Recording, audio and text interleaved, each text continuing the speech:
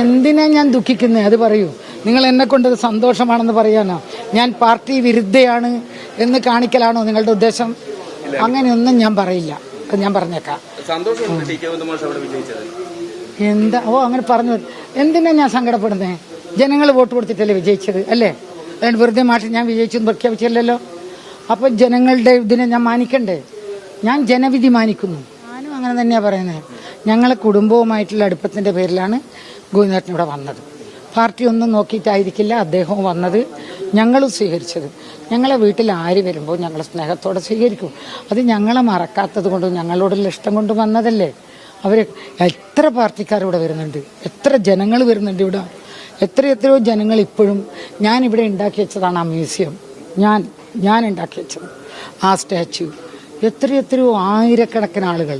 ഇപ്പം നിങ്ങൾക്ക് ആ ബുക്കിൽ ഒപ്പിട്ടെന്നൊക്കെയല്ല അറിയാം, എത്ര ലക്ഷക്കണക്കിന് ആളുകൾ അത് കാണാൻ വന്നിട്ടുണ്ട്.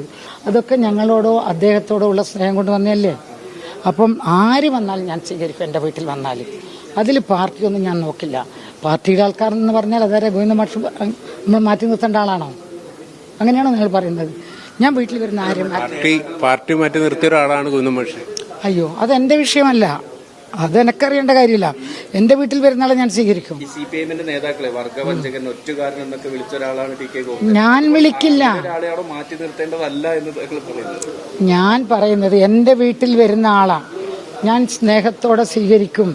ഈ പറഞ്ഞ വാചകങ്ങളൊന്നും ഞാൻ ഒരിക്കലും പറയില്ല. അത്രയേ ഉള്ളൂ. വർഗവഞ്ചകൻ എന്ന് വിനോദിനെ വിളിക്കില്ല. ഞാൻ വിളിക്കില്ല, ഒരിക്കലും ഇല്ല, നെവർ.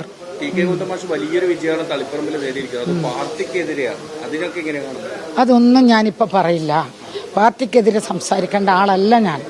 ഇപ്പൊ ഞാനൊന്നും അതിനെക്കുറിച്ചൊന്നും പറയില്ല.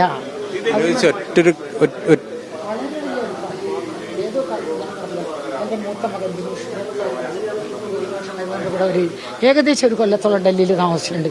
ഞാനതൊന്നും മറക്കില്ല. അങ്ങനെ ഒരു ബന്ധമുള്ള ഒരാൾ വീട്ടിൽ കയറി വരുമ്പോൾ വേണ്ടെന്ന് പറഞ്ഞോ. എനിക്ക് വലിയ ഇഷ്ടമാണ് കുടുംബത്തോട്, അതിലൊരു തർക്കമില്ല. ഈ മാഷ് പാർട്ടി വിട്ട് പോയപ്പോൾ മാഷക്കെതിരെ വലിയ രീതിയിലുള്ള ആക്രമണം സോഷ്യൽ മീഡിയയിലൊക്കെ ഉണ്ടായിരുന്നു. അതിനൊക്കെ കാണുമ്പോൾ വിഷമം തോന്നി? അയ്യോ, എനക്കൊന്നും തോന്നാതെ എന്താ പറയാ, ഞങ്ങൾക്കെതിരെ ഉണ്ടായതുപോലെ ആർക്കെതിരെയാണ് സോഷ്യൽ മീഡിയയിലോ അല്ലെ നിങ്ങളുടെ ഈ മീഡിയയിലോ ഒന്നും ഞങ്ങൾക്കെതിരെ പറഞ്ഞിട്ടില്ലേ. ഇപ്പൊ അതെല്ലാം ശീലിച്ചു പോയി. പറഞ്ഞോട്ടെ, പാർട്ടിക്കാർ പറഞ്ഞാൽ എനിക്ക് കുഴപ്പമൊന്നുമില്ല.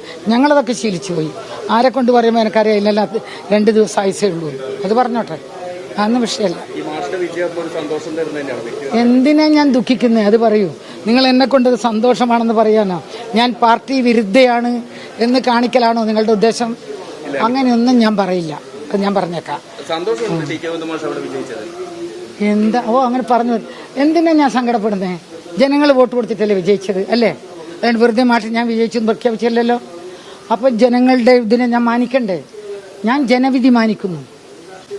ഒറ്റൊരു കാര്യം കൂടി, അതായത് കോടിയേരി ഉണ്ടായിരുന്നെങ്കിൽ ഗോവിന്ദ മാഷക്ക് ഇങ്ങനെ പാർട്ടിന്റെ പുറത്തേക്ക് പോകേണ്ടി വരില്ല എന്ന് ഗോവിന്ദ മാഷ് പറഞ്ഞിട്ടുണ്ടായിരുന്നു. അങ്ങനെ വിനോദിച്ച് എന്താണ്, നിങ്ങൾ ഈ കുടുംബമായിട്ട് വളരെ അടുത്ത ബന്ധം പുലർത്തുന്നവരാ.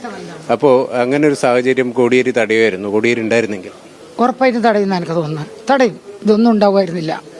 എനക്കറിഞ്ഞൂടെ, ഇപ്പോഴത്തെ ആൾക്കാരും തടയാനൊക്കെ ശ്രമിച്ചിട്ടുണ്ടാവും. അതൊന്നും എനിക്കറിയാത്ത സബ്ജക്റ്റല്ലേ. ഞാനിവിടെ വീട്ടിലിരിക്കുന്ന ആളല്ലേ, എനിക്കറിയാത്ത കാര്യങ്ങളൊന്നും ഞാൻ സംസാരിക്കില്ല.